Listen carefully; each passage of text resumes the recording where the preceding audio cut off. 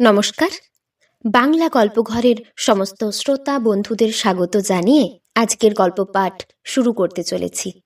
আজ আপনাদের যে গল্পটি পাঠ করে শোনাতে চলেছি আশা করি খুব ভালো লাগবে। তাহলে প্রথম থেকে শেষ পর্যন্ত শুনতে থাকুন। শুরু করছি আজকের গল্প পাঠ। আশাপূর্ণা দেবীর লেখা অভিশপ্ত। 11টি সন্তানের মধ্যে একমাত্র অবশিষ্ট কনিষ্ঠ পুত্রের মুখাগ্নি সেরে বৃদ্ধ পিনাকপানি যখন স্নান সেরে তীরে উঠিলেন, পশ্চিমের আকাশ তখন সবে ম্লান হয়ে এসেছে। গোধূলি বেলায় সারা পৃথিবীর বুকে মুঠি মুঠি সোনা ছড়িয়ে দিয়ে হঠাৎ যেন আকাশ চমকে উঠেছে অপরিমিত অপব্যয়ের অঙ্ক দেখে। তাই কুণ্ঠিত কৃপণতায় কুড়িয়ে নিতে চায় আপনারই অজস্র দানের সোনার ফসল। গাছের মাথায় মাথায় তখন ঐশ্বর্যের আভাস। নিচে নদীর জলে নেমেছে দারিদ্র্য। পিনাকপানি সেই পশ্চিমের আকাশের পানে মুখ করে একবার স্তব্ধ হয়ে দাঁড়ালেন। হাত জড়ো করে নয়, বক্ষবদ্ধ হাতে, সোজা সতেজ। বিখ্যাত চৌধুরী পরিবারের বিশাল বংশের শেষ বংশদণ্ড পিনাকপানি চৌধুরী। দীর্ঘ ঋজু দেহ, এক তিল নুয়ে পড়েনি। শোকের ভারে নয়, বার্ধক্যের ভারে নয়, অবস্থা বিপর্যয়ের অসংখ্য ঘাত প্রতিঘাতে নয়। বিধাতার স্পর্ধিত ধৃষ্টতাকে পিনাকপানি উপেক্ষার তীব্র ভ্রুকুটি হেনে এসেছেন আজীবন। আজও বংশের শেষ প্রদীপ কমলপানির আকস্মিক মৃত্যুতে ভেঙে পড়লেন না, শুধু যেন অবাক হয়ে গেলেন বিধাতার অর্থহীন ধৃষ্টতার বহর দেখে। শ্মশান সঙ্গীর দল যারা এসেছিল তারা তখনও জলে নামেনি, খানিকটা তফাতে বসেছিল জটলা করে। পিনাকপানি চৌধুরীর সঙ্গে একসঙ্গে স্নানে নামবার সাহস হয়নি হয়তো। তাদের মধ্যের একজন নদীর অপর পারে আঙুল বাড়িয়ে বললেন, দেখেছ? সচকিত দৃষ্টিতে অপর সকলে বলে উঠল, কি? ওপারে ঠিক সামনেই আকাশের মাঝখানে মাথা খাড়া করে দাঁড়িয়ে আছে একটা বাজ পড়া তাল গাছ, বিধাতার অবিচারের বিরুদ্ধে তীব্র প্রতিবাদের মতো। তার দিক থেকে চোখ ফিরিয়ে পিনাকপানির দিকে দৃষ্টি নিবন্ধ করে শশাঙ্ক একটা নিঃশ্বাস ফেলে অন্যমনস্কভাবে বলল, আশ্চর্য মিল! উফ! শশাঙ্কর মতো দৃষ্টিভঙ্গি না থাক, তবু বক্তব্যের গভীরতা অনুভব করে উপস্থিত সকলেই নিঃশ্বাস ফেলে চুপ করে রইল। কিছুক্ষণ পরে পিনাকপানি নিজেই সরে এলেন, ধীর শান্ত গলায় বললেন, সন্ধ্যা হয়ে আসছে, স্নান সেরে নাও তোমরা। এর মধ্যে একমাত্র শশাঙ্কই তার আত্মীয়, নিকট নয়, দূর সম্পর্কের ভাগিনেও।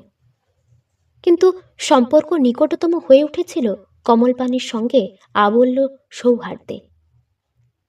চৌধুরী বংশের উগ্র আভিজাত্যবোধ যেন পিনাকপানির মধ্যেই জমাট হয়ে গিয়েছিল। ছেলে মেয়েদের মধ্যে কেউ পায়নি বাপের প্রকৃতি, পেয়েছিল মায়ের স্বভাব। কমলপানির কোমল আর ভাবুক মন একাকী থাকতে পারেনি, চেয়েছিল সঙ্গ, চেয়েছিল বন্ধুত্ব। যাক, 11টি সন্তান তাদের রুচি, প্রবৃত্তি, শিক্ষা, সাহস, ভীরুতা, দুর্বলতা সমস্ত মুছে দিয়ে একে একে চলে গেছে। শেষে গেল কমলপানি। পিনাকপানির উঁচু মাথা হেঁট করে দেবে এমন আর রইল না কেউ এই বংশে। মাথার শিরা ছিঁড়ে অকস্মাৎ মৃত্যু হয়েছে কমলপানির। শশাঙ্কর মনে হচ্ছিল তারও মাথার ভিতরের শিরাগুলো রক্তে ফেটে ছিঁড়ে যাবে বুঝি। কমল নেই, কি অদ্ভুত আর সৃষ্টি ছাড়া কথা! তপ্ত সোনার মতো গৌর দেহ, উন্নত দীর্ঘ গঠন, বিশাল বুক, লম্বা ছাঁদের রক্তাভ আঙুলগুলি, আর সেই তার সাদা প্রসন্ন মুখখানা যা কাল সন্ধেও ছিল, এইমাত্র সমস্ত পুড়িয়ে ছাই করে এলো সবাই। শশাঙ্ক নিজেই দিয়েছে জ্বলন্ত কাঠ ঠেলে। আর এই হাত নিয়ে শশাঙ্ক ফিরে যাবে, মুখ দেখাবে উর্মিলাকে? কি বলবে উর্মিলা? পিনাকপানি আর একবার ডাকলেন, শশাঙ্ক, ওঠো। মুখ তুলে তাকালো না কেউ, মাথা হেঁট করে উঠে দাঁড়ালো সকলেই। বৃদ্ধ বলে নয়, শোকগ্রস্ত বলে নয়, পিনাকপানি চৌধুরীকে সকলে সমীহ করে পিনাকপানি চৌধুরী বলেই। ঋত গৌরব বংশের বাহিরে মর্যাদা সবই লুপ্ত হয়ে গেছে। লুপ্ত হয়নি শুধু অন্তরের আভিজাত্য। নীল রক্তের মর্যাদাবোধ নিয়ে পিনাকপানি এই বিশাল জগতের নির্বান্ধব একাকী। পুত্র শোকা কাতুরকে সান্ত্বনা দিতে আসবে এমন পাগলামির কথা কেউ ভাবতেও পারে না। ধ্বংস সম্মুখ বিরাট প্রাসাদের ভাঙা দেউরির সামনে এসে পিনাকপানি দাঁড়িয়ে বললেন, আচ্ছা, তোমরা এবার যেতে পারো, অনেক পরিশ্রম করেছো সারাদিন।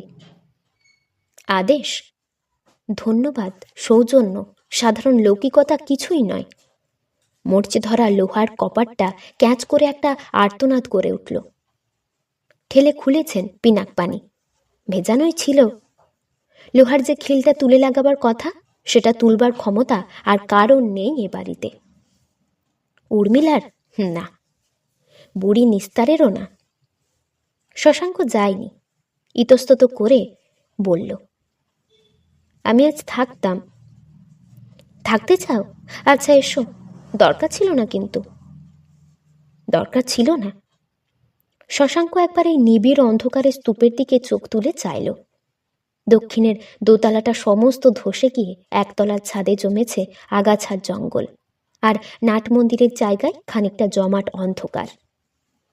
দিনের বেলা দেখা যায় 2 শতাব্দী আগের ছোট ছোট পাতলা ইট, গোল চৌকো, অদ্ভুত সব আকারের, জমে পাহাড় হয়ে আছে।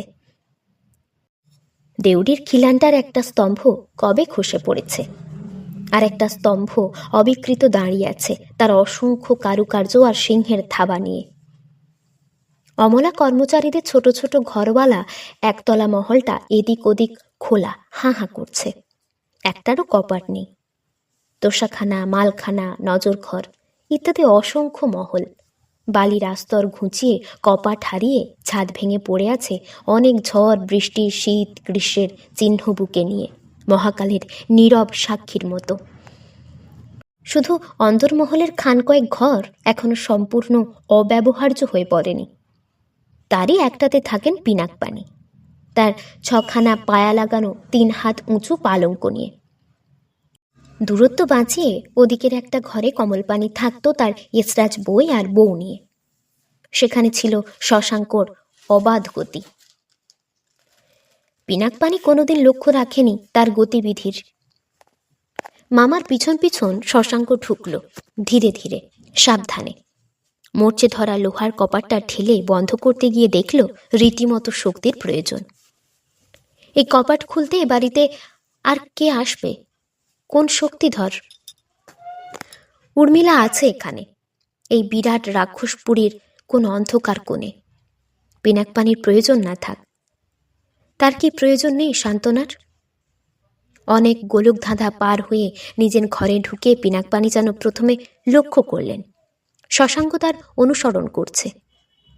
আচ্ছা, তুমি তাহলে পাশের ঘরে শুয়ে পড়ো শশাঙ্ক, আজ রাত্রে তো আর খাওয়া দাওয়া ব্যবস্থা কিছু, বলে 6খানা পায়া লাগানো 3 হাত উঁচু পালঙ্কের ওপর উঠে শুয়ে পড়লেন। অস্ফুট ব্যাকুল কণ্ঠে শশাঙ্ক বললে, বৌদি। বৌমা? ও নিস্তার আছে তার কাছে। ব্যাস, সদ্য স্বামীহারা অসহায়া তরুণী, তার জন্য আর কিচ্ছু ভাববার নেই। শশাঙ্ক স্তব্ধ হয়ে তাকিয়ে রইল। এই ঔদাসীন্য, এই নির্বিকার নির্লিপ্ততা, এ কি সত্যি স্বাভাবিক? প্রলয়ের ঝড়েও চূর্ণ হয়ে যায় না এই পাষাণের বাঁধ? হঠাৎ শশাঙ্ক মরিয়া হয়ে বলে উঠল, তার সম্বন্ধে একটু খোঁজ নেওয়া দরকার কি নয়? দরকার? ঈষৎ হাসলেন পিনাকপানি। কাউকে শোকে মারা পড়তে দেখেছ কখনো? চেঁচাবে, আঁচড়াবে, চুল ছিঁড়বে, বুক চাপড়াবে, আবার এক সময় স্থির হয়ে যাবে। কিন্তু উর্মিলা কি সেই প্রকৃতির মেয়ে? শশাঙ্কর মনে পড়ল তার সেই আর্ত অসহায় মুখ। যখন কমলপানিকে ঘর থেকে তুলে নিয়ে এলো ওরা, মুহূর্তের জন্য একবার খসে পড়েছিল মুখের আবরণ, খসে পড়েছিল বনেদি ঘরের আব্রু। বান খাওয়া পাখির মতো লুটিয়ে পড়ে একটিবার শুধু চেঁচিয়ে উঠেছিল, ঠাকুরপো, তোমার পায়ে পড়ি ভাই, নিয়ে যেও না। সে অনুরোধ রাখেনি শশাঙ্ক, রাখবার নয় বলেই রাখতে পারেনি, কিন্তু এ কি নিষ্ঠুরের মতো ব্যবহার তাদের! কি দুর্দশা ঘটল উর্মিলার! একবার দেখবে না? নিশ্চিন্ত হয়ে শুতে যাবে। তাই শেষ চেষ্টার মতো বললে, তবু একবার দেখি। নিস্তার হয়তো ঘুমিয়ে পড়েছে। নিস্তার কোমলকে মানুষ করেছিল শশাঙ্ক, মাতৃহীন শিশুকে। ব্যস্ত হবার আবশ্যক নেই।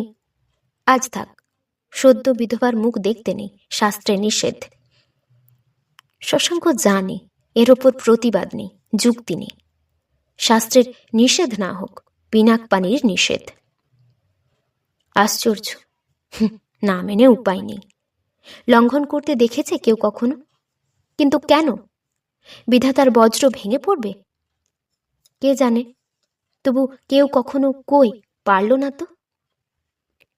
সকালবেলা পিনাকপানি শশাঙ্ককে ডেকে পাঠালেন। পরিশ্রম, অনাহার আর রাত্রি জাগরণের ক্লান্তি নিয়ে শশাঙ্ক এসে দাঁড়ালো জিজ্ঞাসু দৃষ্টিতে। পিনাকপানি পরিষ্কার মার্জিত গলায় বললেন, শোনো শশাঙ্ক, একটা কথা বলা দরকার। কমল তার স্ত্রীর সঙ্গে মেলামেশার সম্বন্ধে তোমাকে কতখানি স্বাধীনতা দিয়েছিল তা আমার জানা নেই।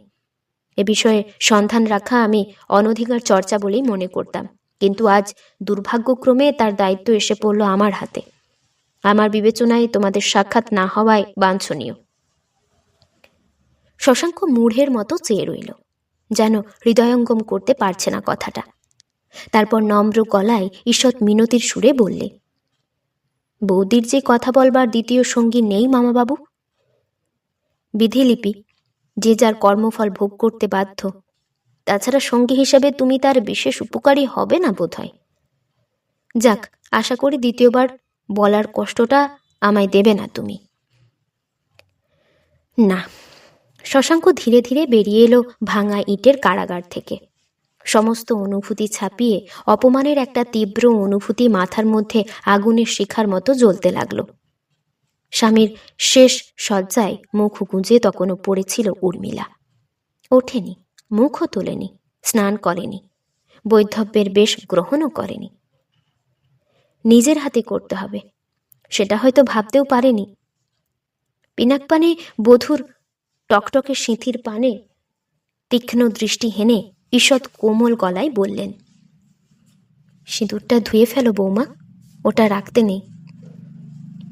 উর্মিলা উঠে বসে মাথায় কাপড় তুলে দিল। শ্বশুরকে সে বুঝতে পারে না, তার ভয় করে, তাই সাবধানে স্বামীর ছায়ায় কাটিয়ে এসেছে এতদিন। সহজে তার কাছে ঘেঁষেনি, কিন্তু আজ ছায়ার ব্যবধান ঘুঁচে প্রখর সূর্যের নিচে এসে দাঁড়াতে হলো উর্মিলাকে। পিনাকপানি বললেন, দেখো বৌমা, এ বাড়িতে আজ পর্যন্ত কখনো চাকরে ঘরের মেয়ে বউ হয়ে আসেনি। তোমায় এনেছিলাম কোষ্ঠী দেখে, আয়তির জোরে জমকে পরাস্ত করবে, এমন নাকি তোমার কোষ্ঠীর ফল। কিন্তু চৌধুরী বংশের অভিশাপের কাছে হার মারল তোমার কোষ্ঠী। যাক, নিয়তি খণ্ডাবার সাধ্য কারণ নেই। এখন তুমি কি করতে চাও? উর্মিলা বিস্ময় ব্যাকুল দুই চোখ মুহূর্তের জন্য তুলে ধরল। কি করবে সে? কি করতে চাইবে? তার জীবনে চাইবার আর কিছু বাকি রইল নাকি? বলছি, তোমার বাবার কাছে ফিরে যেতে চাও? কেন? এতক্ষণে এইটুকু মাত্র বলতে পারল উর্মিলা। এই সঙ্গীহীন নির্বান্ধব পুরীতে চৌধুরী বাড়ির সম্মান রক্ষা করে চলতে পারবে আজীবন, আমরণ? মনে রেখো, এখানে দয়া নেই, মায়া নেই, ক্ষমা নেই, আছে শুধু বংশমর্যাদা। উর্মিলা একবার কেঁপে উঠল। আর যদি চলে যেতে চাও, আপত্তি করব না। পিনাকপানি চৌধুরীর মৃত্যুর সঙ্গে সঙ্গে বংশ আর বংশমর্যাদা দুই লোপ পেয়ে যাবে। কিন্তু জেনো, চলে গেলে এ বাড়ির দেউরি চিরকালের জন্য বন্ধ হয়ে যাবে। চৌধুরী বাড়ির বউরা কখনো দেউরির বাইরে রাত্রিবাস করেনি। এ বাড়ি ছেড়ে যাওয়া মানে সব সম্বন্ধ শেষ করে যাওয়া। আমাকে এ বাড়ি ছাড়তে বলবেন না বাবা। আহত পশুর মতো আর্তনাদ করে উঠল উর্মিলা। ভেবে দেখো, আমার মৃত্যুর পরে একেবারে একলা। বাবা! অধীর আবেগে কি যেন বলতে গেল উর্মিলা। স্বর ফুটল না, শুধু কচি কিশোরের মতো দুটি ঠোঁট কেঁপে উঠল থরথর করে। চৌধুরী বংশের সঙ্গে সম্বন্ধ শেষ করবে কি করে উর্মিলা? কমলের মৃত্যুর সঙ্গে সঙ্গে কি তার সত্তা লুপ্ত হয়ে গেছে? উর্মিলার দেহের মধ্যে ব্যাপ্ত হয়ে নেই চৌধুরী বংশের রক্তধারা? কিন্তু এ সংবাদ কে জানাবে পিনাকপাণিকে? কমল নেই, শশাঙ্ক আসে না, পাড়ার লোকের সাহস নেই এ বাড়িতে কুশল নিতে আসবার। বিশ্বজগৎ থেকে নিজেকে লুপ্ত করে নিয়ে উর্মিলা একটা অজানা আশা, একটা অননুভূত আশঙ্কায় সে দিন গোনে। শ্বশুরের দিকে আসতে গেলেই ভয়ে ওর বুকের ভেতর হিম হয়ে আসে। ভাত বেড়ে দিয়ে সরে যায়, বলে, নিস্তার, ডেকে দাও। নিস্তার মাঝে মাঝে বলে, বাবুকে এবার বলি বৌমা, একটা ব্যবস্থা তো করতে হবে। উর্মিলা ওর মুখ চেপে ধরে বলে, তোর পায়ে পড়ি নিস্তার, আমার বড় ভয় করে রে। নিস্তার আঁচলে চোখ মোছে। কি কপাল নিয়েই এসেছিলে মা, মা রয়েছে, বাপ রয়েছে, এই দুর্দিনে কি একবার মানুষ এই রাক্ষসপুরীতে পড়ে থাকে?